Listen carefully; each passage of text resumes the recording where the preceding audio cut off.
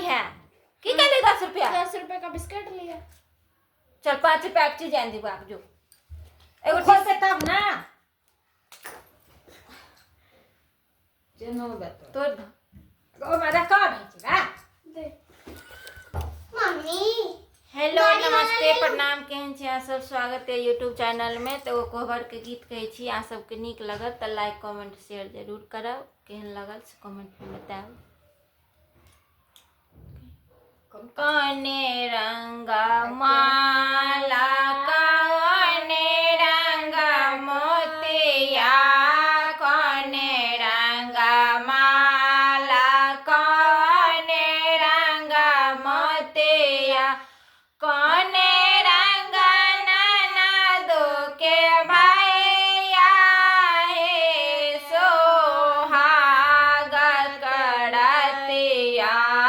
कने रंगा ननदो के भैया हे सोहाग करतिया लाल रंगा माला लाल रंगा मोतिया लाल रंगा माला लाल रंगा मोतिया श्यामल रंगा ननदो के भैया हे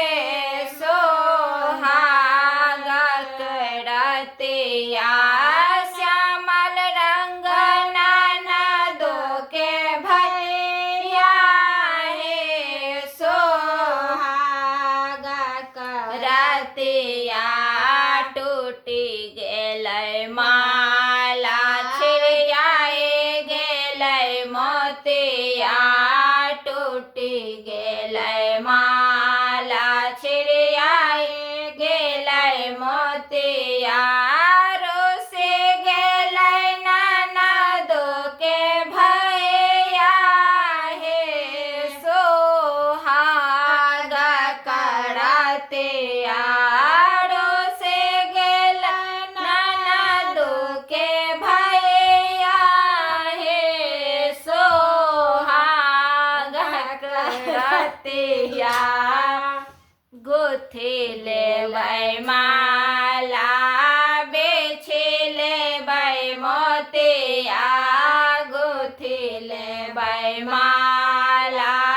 बेची लेबै मोतिया मनाए लेबै ननदो के भैया हे सोहाग करतिया